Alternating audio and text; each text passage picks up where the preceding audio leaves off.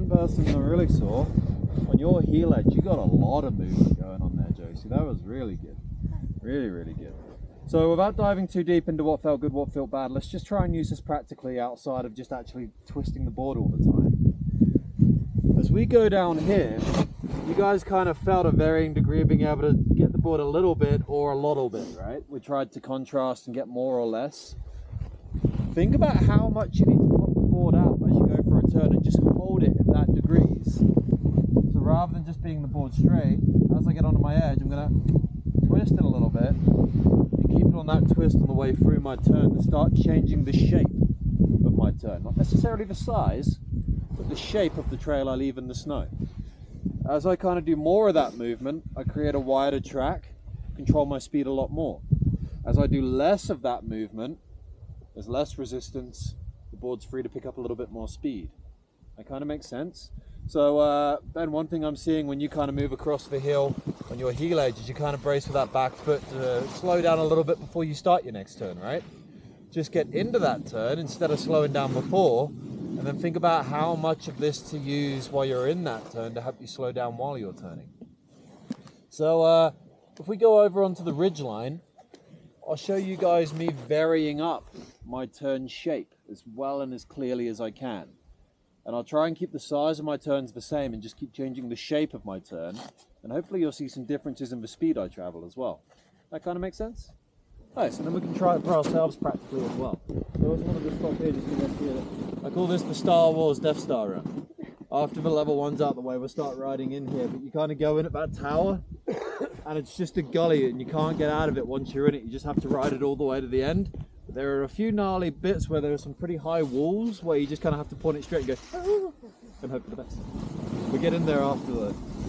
Not now. We're coming down a little bit more. What?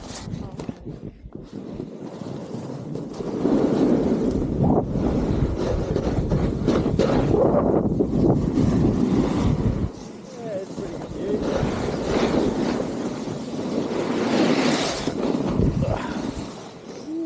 See my house from here.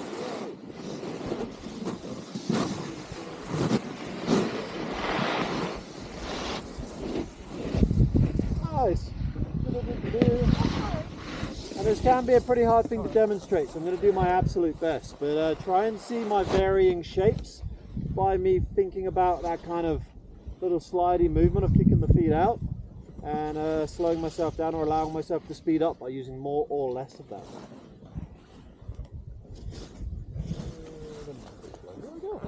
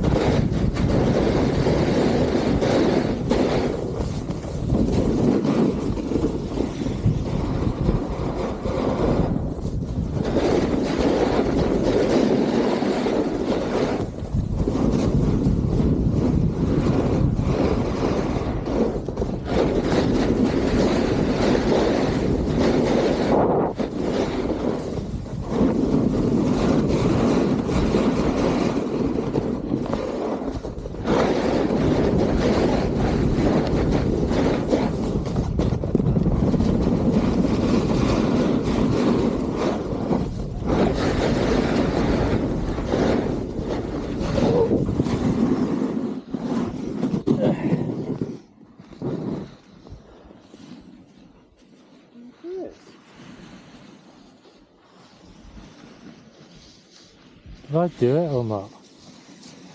You have to ask that, maybe not. Well, Can you feel it when it's happening? yeah, I can feel it, but I'm like... Do you feel like you can change your speed just using that? Yeah. Yeah, there you go then.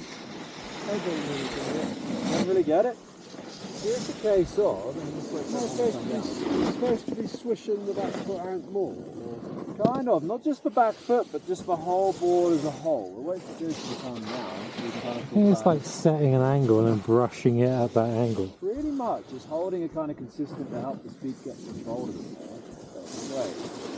So let's imagine kind of, Chris had a good question there. What was it, sorry? Well, I don't really get it. Don't really get it. So it's a case of, let's just think of our snowboard. You kind of got your front foot and your back foot. And we're trying to create a little bit of a pivotal point right in the middle of the snowboard. So the snowboard can turn one way or the other way, right? So let's just think if I were to do a turn and my snowboard, let's say it's more of a carving turn, the back foot follows perfectly in the trail of the back foot, the back foot follows perfectly in the trail of the front foot. And that creates that lovely pencil thin line, right? Then kind of we've got our, I would call it our standard way of turning without thinking too much when we turn. Our back foot naturally drifts a little bit just to create a little bit of resistance. So what people struggle to do when they become more of a higher intermediate rider is start varying this up. Getting the board at a greater angle to create more resistance as we go for a turn, or even finding something in between a carve and that kind of basic sliding turn that we're all comfortable with, where the board's at a little bit less of an angle, so we can start gaining speed. So we can keep doing the same kind of 4 seconds a turn, let's just say, because we were practicing that earlier. But while doing that 4 seconds, even though I'm on a consistent pitch, I can allow myself starting to pick up speed, or I can start slowing myself down just through how much I twist the board onto its edge or twisting it out sideways. Think of a car, someone drifting it, someone really drifting it, or someone just not drifting at all and driving around the corner. It's just a case of how much are you kicking the board out, and not just kicking the back foot out, thinking about pivoting the board from the middle rather than just extending that back foot to find the grip. Does that kind of make sense, or highlight it a little bit more? So just think about equal movement with front and back foot to find a little bit more resistance on the snow to help slow yourself down on the steeper terrain maybe, rather than kind of being more on that front foot and just pushing and reaching with that back foot. A little bit more of a twist on the board. I'm going to try and make some pretty fatter turns here, and then as I get down the bottom, hopefully you'll see my size stays the same. You're going to see me start to pick up speed as I start to reduce how much of the board I turn out onto an angle. Does that make sense for everyone? Sweet, I'll try and highlight that here. Give it a try.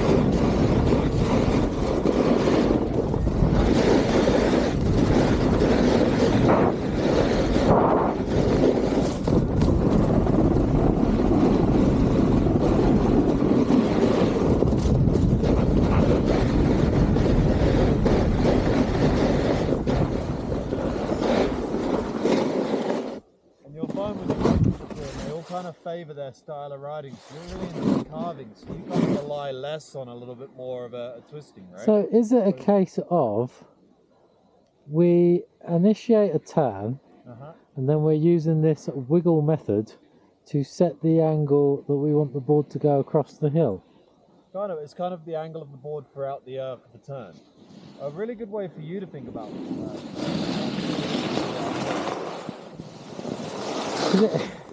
seeing some changes in the size, or sorry, the shape of some turning. Yeah. And this is the idea of the 4 S's. That first aid or other body on that? Was that, sorry? Was there a black bag? No, The it's other just person on there? I don't know. no person in there. I mean, I've got an arrow over this. The whole thing that the guy's backpack fell off and was down by his arm. I think it was in a hurry. yeah, definitely riding in a way you shouldn't be riding with that, because if it went wrong at any moment, there's a lot of things that could have ended his season there.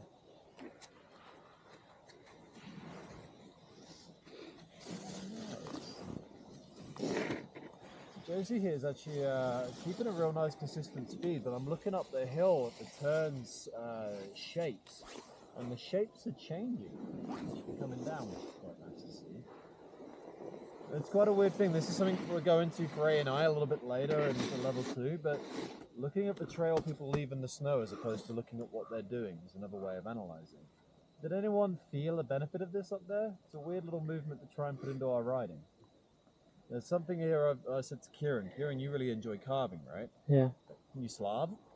Can I what? Slav? What's that? It's a sliding turn / hybrid with a carving turn. I don't know. It's neither a carving turn nor a sliding turn. So if I kind of do carving, it's that perfect pencil thin line, right? Yeah. Sometimes, like on level 4, you'd probably be asked to carve on something like that. Cool. And it's impossible to leave a pencil thin line all of the time. You would just end up blowing up, right? Yeah. Especially on regular snowboards. Maybe on an actual slalom board it'd be more successful.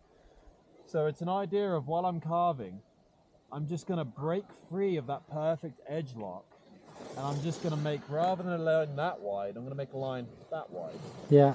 Not a whole board width or not a whole sliding turn, but I'm just going to break the edge loose, create a little bit more resistance. And then when I feel like I've got control of my speed again, I can kind of lock it back into my edge, just by controlling the speed. Also, as I come out the turn, I can kind of redirect the board, then lock it to get a little bit more across the hill again. This is a little bit more of an advanced way to use this, but I think for yourself, it might make a little bit more sense because it's a style of riding you enjoy more. Yeah. So, I'll tell you what, let's go down so we can kind of see all the way along the flat over there, just a little bit.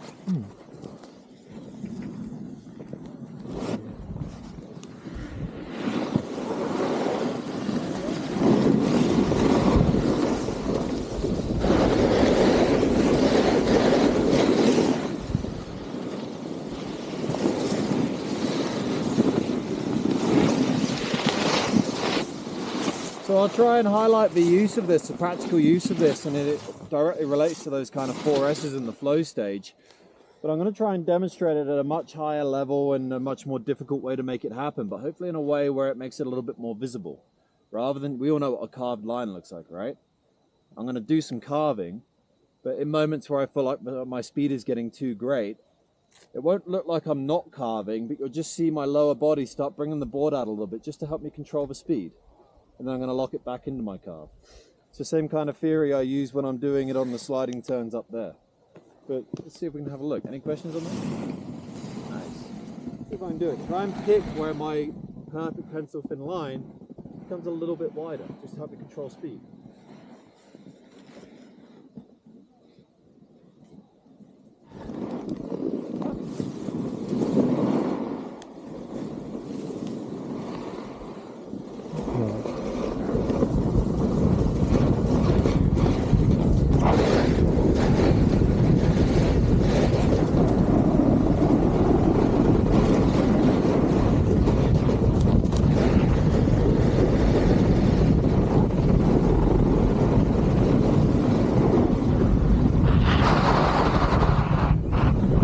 It. Yeah, because I was going to ask you a question at the end of the today, which was when I do carving, just pick up and I pick up more and more speed. My only way is to do like a keyhole carve. But say if you're down that side, you can't do it because it's not wide enough. Yeah. But it's like a little brake check, isn't it? Almost. And you're just sending a little skid out. And sometimes you don't even have to just do a skid out and back again. Sometimes, like at level 4, it's a case of an idea of like being in a long turn more often than not. So it's a case of some turns can't be a perfect carve all the way around. Yeah. So I kind of get that little bit of a break free and I hold that throughout the whole arc of the turn to resist a little bit more speed build up. Oh, this is very good. So it kind of makes sense in that respect, right? Yeah. It's exactly the same concept. Yeah, nice. In a slided turn. As I'm going through, I can vary how much I kick the board out to create a little bit more resistance. It's a hard thing to explain, but it's quite a simple concept. Yeah, I understand.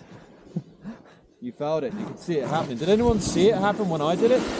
Yeah. In the shadow, it's a little bit weird, but you can see it's a little bit more of a break free of that rear edge and just trying to control myself a little bit more. If I feel myself running away, I need to increase resistance.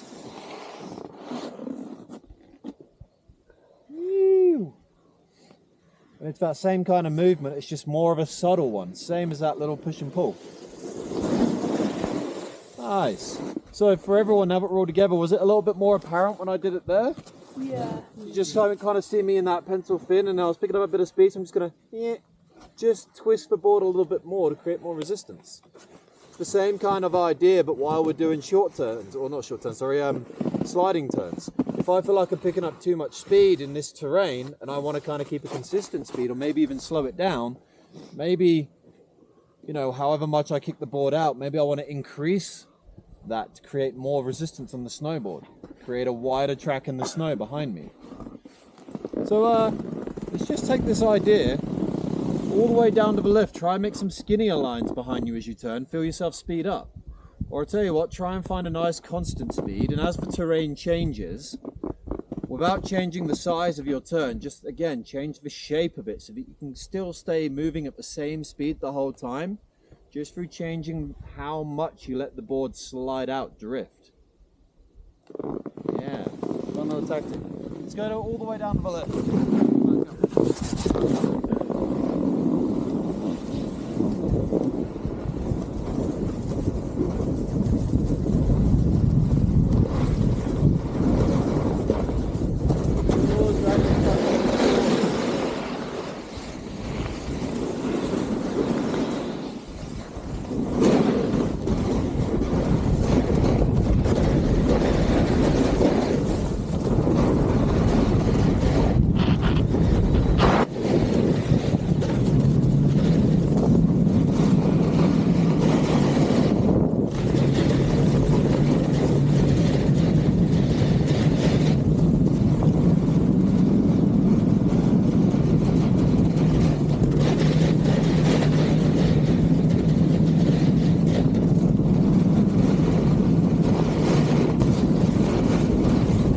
I very much like this. And if you want to, if it needs it, you can throw a pretty excessive quick on it.